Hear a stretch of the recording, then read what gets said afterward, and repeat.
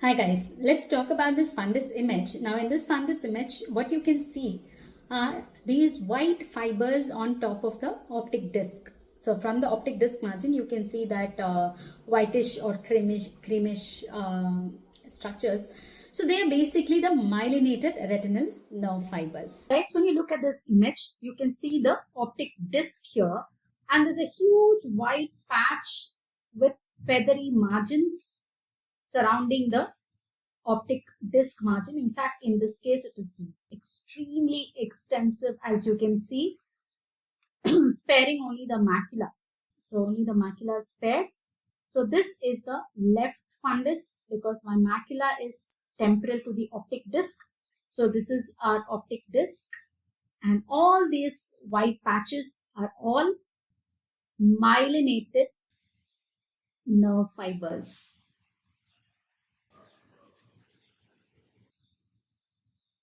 Alright, in this image, again, we can see the optic disc, the macula,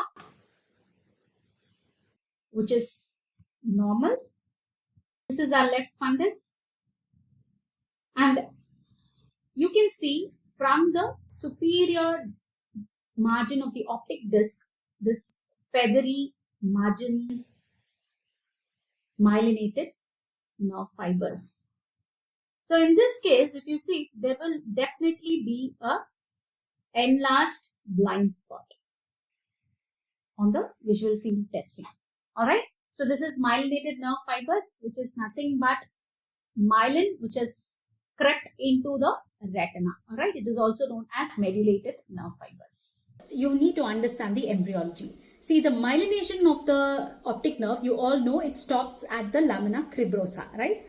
Now, the myelination actually starts from the lateral geniculate body. It goes down and it stops at the lamina cribrosa. So it starts in the LGB at the 5th month of gestation, and it reaches the lamina cribrosa just at the time of birth, and it stops there.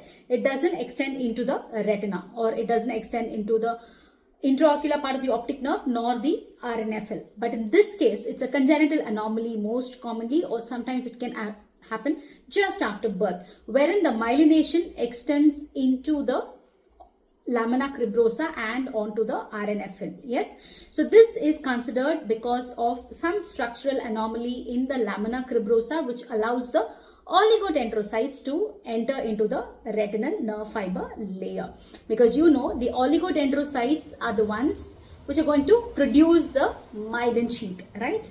All right. Now, how does it appear? It appears as a white patch, most often in continuity with the optic disc. So one of the optic disc margins, or all around the optic disc margins, there is a white patch, and typically with feathery margins. Okay, typically with feathery margins, or what we call fimbriated edges. Now, what is the clinical significance? Very often it is asymptomatic. Sometimes it can be associated with myopia, and especially a high myopia. And this myelinated nerve fibers are usually unilateral and more common in men. Now, when it is unilateral and it is associated with a high myopia, then there's a chance of lazy eye, amblyopia, and the chance of anisometropic amblyopia. So when we have these three components, myelinated nerve fibers, myopia, and amblyopia, that is typically anisometropic amblyopia, this forms a triad, and it's called Strasma syndrome. I hope you understood the fundus finding that I've explained also in the image. So this particular image has extensive myelinated retinal nerve fibers, and the second image that I've shown you is that of contained or a relatively lesser amount of myelinated nerve fibers, in which case you'll have an enlarged blind spot as a visual field defect. Alright, see you in the next video, guys. For more such exciting fundus work sessions, do like the video, subscribe to the channel, and share with many of your friends.